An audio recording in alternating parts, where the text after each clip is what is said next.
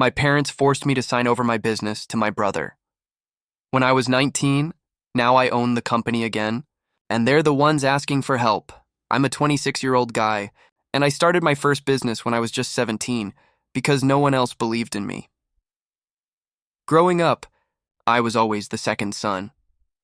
My older brother Kevin was the golden boy, captain of the football team, mediocre grades but praised like he cured cancer every time he passed a class.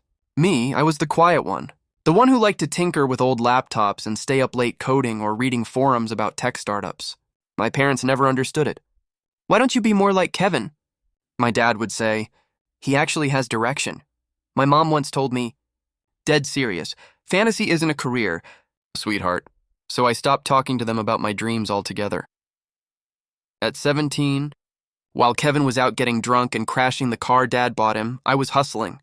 I started small, building websites for local businesses, optimizing SEO, helping a friend's uncle sell old car parts online. I didn't have a proper desk, just a hand-me-down laptop and a kitchen chair that creaked every time I leaned forward. But it didn't matter. I had control. I had purpose. And for the first time in my life, I felt like I mattered. The money started coming in slowly, just a few $100s here and there. But I remember that first PayPal notification hitting my phone and staring at it like it was proof I wasn't crazy. I wasn't a failure. I wasn't Kevin's shadow. I was someone building something real. My parents never asked about the late nights. They thought I was playing games or wasting time. But I didn't care.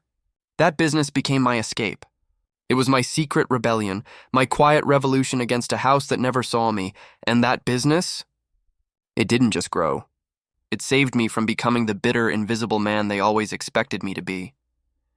You'd think that once I started making real money, my parents might have finally looked at me differently. But no, if anything, their indifference sharpened into something worse. Dismissal. Kevin could do no wrong. He failed 2 semesters of community college, and my mom said, "He's just finding himself." When he quit his part-time job after 3 weeks because it was too demanding, Dad called it a smart boundary. Meanwhile, I was pulling 14-hour days between school, freelance gigs, and managing my first 2 remote contractors just to keep momentum going. But every time I brought it up, the response was always the same. A nod, maybe a "that's nice," and then a full pivot to whatever Kevin was pretending to accomplish that week. One Sunday dinner, Kevin announced he was thinking about getting into real estate. He didn't even know what wholesaling meant. But my parents acted like he'd discovered gravity. "That's amazing, honey. You've always had a business mind." I sat there with a literal invoice from a 10K corporate client in my inbox. No one asked what I'd been working on. Not even once. At first, I tried to make peace with it. "It's okay," I told myself. "Let your work speak for itself." But it got harder to ignore. When I moved into a studio apartment downtown, on my own dime, they didn't visit. When Kevin moved into a shared house with 3 roommates, my dad helped him pick out furniture. That's when it hit me. It wasn't just that they didn't see me. It's that they refused to. The favoritism wasn't subtle, it was suffocating. And the worst part? I had no one to talk to about it. Every time I tried to open up, I felt like I was gaslighting myself. Like maybe I was the problem for noticing the difference. But things were only going to get more obvious and more painful. By the time I turned 19, things had shifted. Not at home, but in the world I built outside of it. I had officially registered my business, turned it into a scalable service, and was closing 30K plus contracts with small tech firms that needed back-end solutions but didn't want to hire in-house. I had a real office space, a tiny shared floor in a co-working building, but it had my name on the door. I hired 2 full-time developers overseas and a part-time assistant. I was still frugal, still making every dollar stretch, but I was building something solid. Something mine. And suddenly, like clockwork, my parents started paying attention. It was subtle at first. My mom began calling me during work hours. Just wanted to check in. "You're so busy now, aren't you?" My dad started asking vague questions about how business taxes work or what a limited liability corporation does. I didn't think much of it until they invited me to a family dinner with Kevin that felt more like a business. "Pitch than a meal? We were thinking," my dad said as he pushed a folder across the table. "You've got something really impressive going on. But it's risky to go at it alone, isn't it?" I opened the folder and saw a stack of documents, business agreements, legal forms, a partnership proposal. Kevin was listed as a 51% owner. I laughed at first, thinking it was some kind of joke. But then my mom added softly, Kevin has the people skills. You've got the brains. Together, you'd be unstoppable. I remember that moment so clearly, how the air shifted, how my fork clinked awkwardly against the plate, how my chest tightened. They weren't here to support me. They were here to package me, and I had no idea this was just the beginning of something much worse. I wish I could say I saw it coming, that something inside me screamed, don't sign it. But when you grow up being gaslit into thinking your gut is wrong, you stop trusting yourself. They told me it was just paperwork to make things official, that Kevin's name needed to be added temporarily for credit lines or in case something happened to me. My dad said, it's a formality, son. Kevin will never touch your company. It's just legal protection. My mom followed with, we're doing this for you, sweetheart. You can't carry all this alone. The papers were full of jargon I didn't fully understand, and when I asked to have my lawyer friend look at them, my mom said, you don't trust us? I froze. That line hit me harder than I expected. I wanted to believe this was their version of showing love, that maybe finally they were including me. So I signed. The next day, my admin account was locked out. I thought it was a system glitch. I tried logging into the bank app. Error. My business email? Gone. My project dashboard? Deactivated. Panic hit me like a punch to the chest. I called Kevin. He answered with a smug chuckle. Yeah, about that. We've decided to rebrand and streamline things. You're out, bro. Nothing personal. I couldn't even breathe. I rushed home, shaking, demanding answers. My parents acted surprised, then annoyed. It's for your own good, my dad said. Kevin can handle the front-facing stuff better. You're still young. You'll have other ideas. That night, I stared at my apartment walls hollow. Every dollar, every hour, every sacrifice, they'd stolen it. And they didn't even flinch. I didn't know it yet. But that betrayal would be the fire that rebuilt me. I didn't sleep that night. I just sat there, staring at the ceiling, trying to convince myself it wasn't real. That there was some mistake. That maybe I misunderstood the papers. That Kevin was just bluffing. But the truth settled into my bones like ice. The next morning, I went back to the house, my parents' house, still hoping for some sliver of decency. I walked into the kitchen, heart pounding, and said, I want to talk, all of you. Kevin was already there, sipping orange juice like he didn't just stab me in the back. My dad didn't even look up from the newspaper. My mom? She gave me that same sweet, infuriatingly calm tone she always used when I questioned things. Sweetheart, we already discussed this. You need to trust that we know what's best. I lost it. You stole from me. You stole everything I built. Kevin stood up, mockingly defensive. Whoa, calm down, man. We didn't steal anything. You signed the papers. You literally gave me the company. Don't get all dramatic now. I couldn't believe it. The people who raised me were looking me in the eye and gaslighting me like I was insane. You manipulated me, I whispered, more to myself than to them. You knew I'd trust you. My dad finally looked up. And that's your problem. You trust too easily. Business isn't about emotions, it's about strategy. You'll learn that someday. I walked out without another word. I didn't slam the door. I didn't scream. I just left because if I didn't, I would have broken down in front of them, and I wasn't going to give them that satisfaction. A week later, I found out they'd emptied the business account. Every dollar I had earned was gone. That was the day I realized. I didn't just lose a company. I lost a family. I spent the next few months in a haze. I crashed on my friend Malik's couch, a small one-bedroom apartment with peeling paint and a mattress on the floor that doubled as our couch at night. He didn't ask questions, just handed me a blanket and said, You don't owe me an explanation. Just rest. But rest wasn't something I could afford, not mentally, not emotionally. I couldn't eat properly. My hands would shake every time I opened my banking app, staring at the zero like it was a punishment for being naive. The humiliation was worse than the financial loss.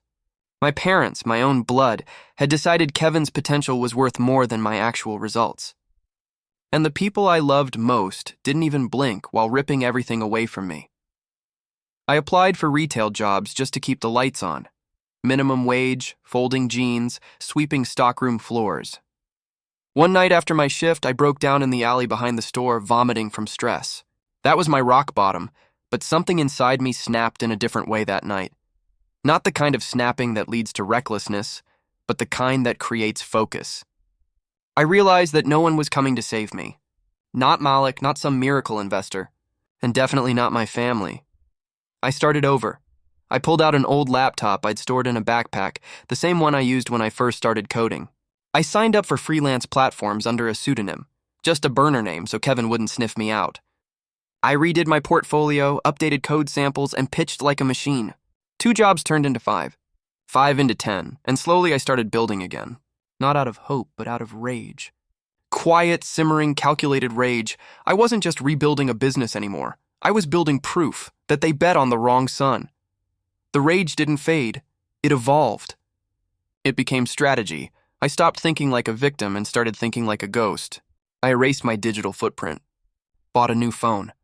Used a new name for everything, emails, payment accounts, even the LLC I registered.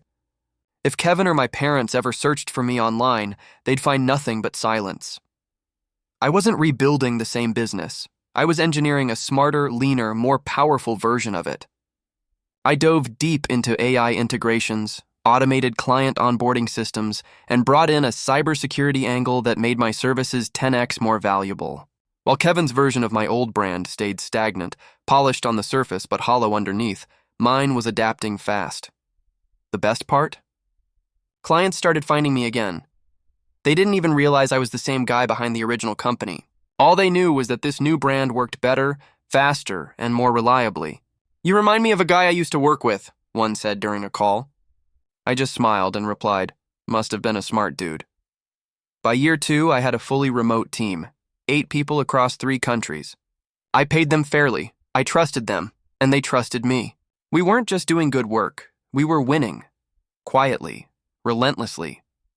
I even leased a new office space in the same city, but I never put my name on the door. Kevin's version of the company was bleeding. Poor reviews, delayed projects, rumors that he was partying through investor money. The irony? He had the brand.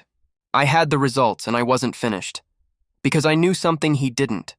That you can't steal what you never understood. And very soon, he'd come face to face with the man he tried to erase. It started with an email. A vague subject line, "Let's talk," from Kevin. I opened it expecting some legal threat or gloating nonsense. But it wasn't that. He was asking for a merger. Apparently, his company, my original company, was bleeding out. Clients were walking. Tech bugs piling up. Cash flow issues. The tone of his message was desperate but disguised in fake confidence. "We should combine forces. Our talents would complement each other. Let's build something big together," I laughed. Out loud. In my office. Kevin had no idea that the rival company siphoning all his clients was mine. No clue that the person he was begging to join forces with was the same one he betrayed. The delicious irony was almost too much. I agreed to meet him in person. We met at a trendy cafe, one of those open concept spots he probably thought made him look like a visionary. He showed up late in a wrinkled button-down and spent 10 minutes bragging about pivoting operations before getting to the point. "Look, I know you've built something great," he said, trying to sound diplomatic. "And I think if we combined our strengths, we could—" I leaned in, cut him off, and said calm as hell, "You're talking to the guy you stole from." His face changed instantly. That cocky mask dropped like a stone. He stammered, blinking. What do you mean?" I pulled out my phone, opened a client dashboard with 3 of his ex-clients, now under my brand, and just slid it across the table. "Next time you rob someone, make sure they don't know how to rebuild in silence." I stood up. "Good luck, partner." I didn't look back as I walked out, but I wasn't done yet, because the next move? That was going to bury him.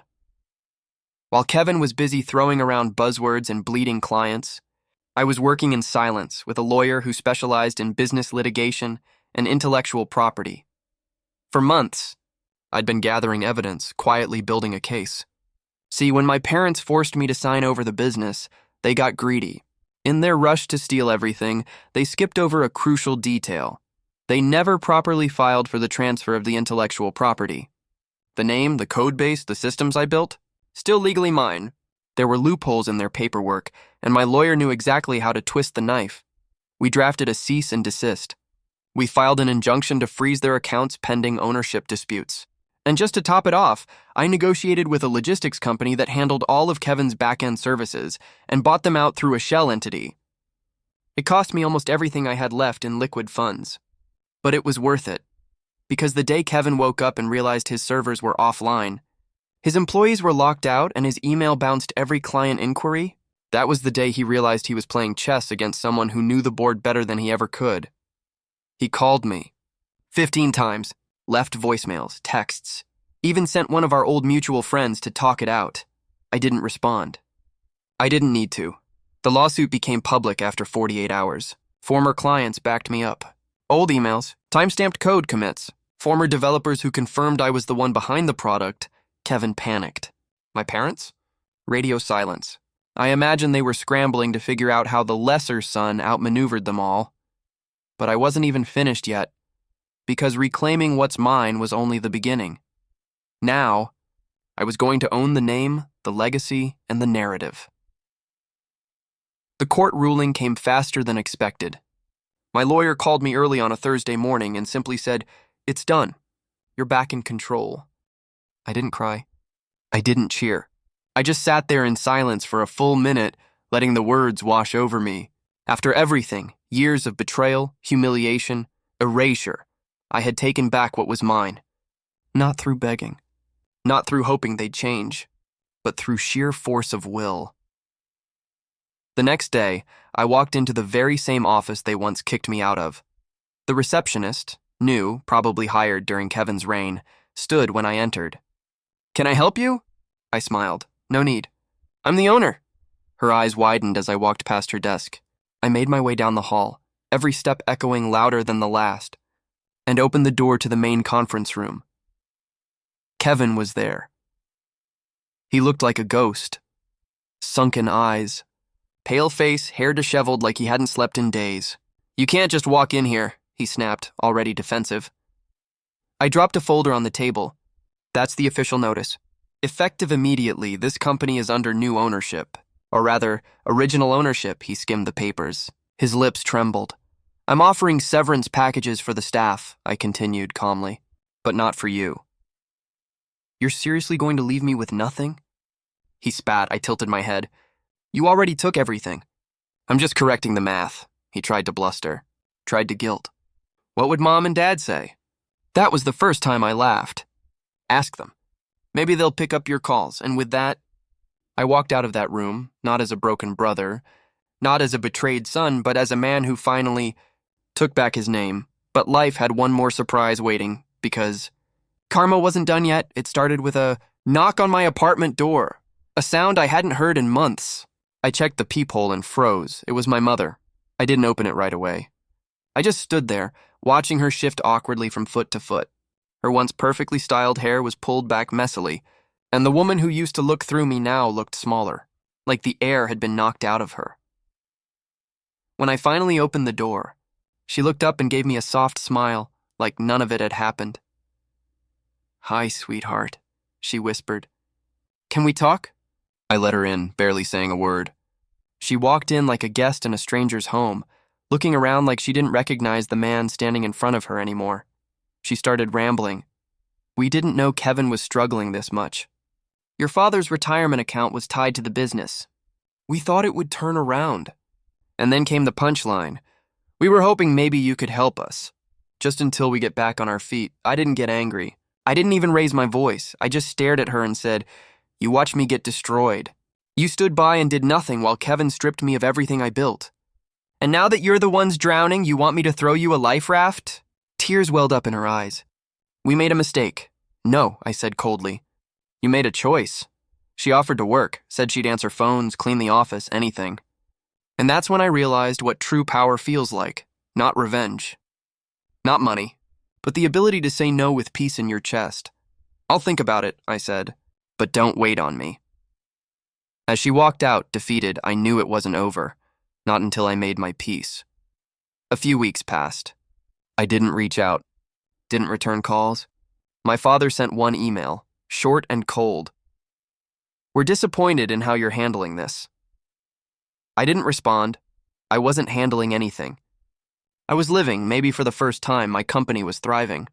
The rebrand had gone viral in certain circles after word got out about the lawsuit. Tech blogs wrote articles titled, "The CEO Who Took His Company Back from His Own Family." Investors reached out. Offers poured in, but I wasn't chasing validation anymore.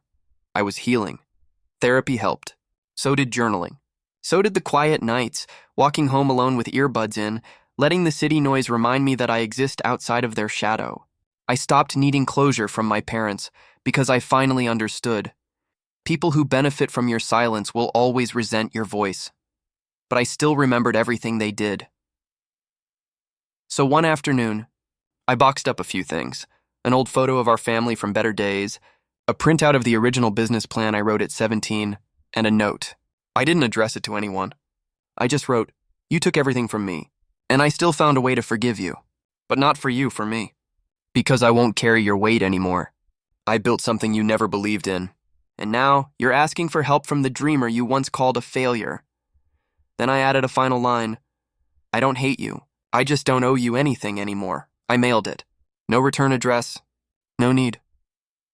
That night, I sat on my apartment balcony, watching the lights of the city flicker, each one a tiny reminder that sometimes the best revenge is peace. And I finally let go, not of what they did, but of who they made me believe I was.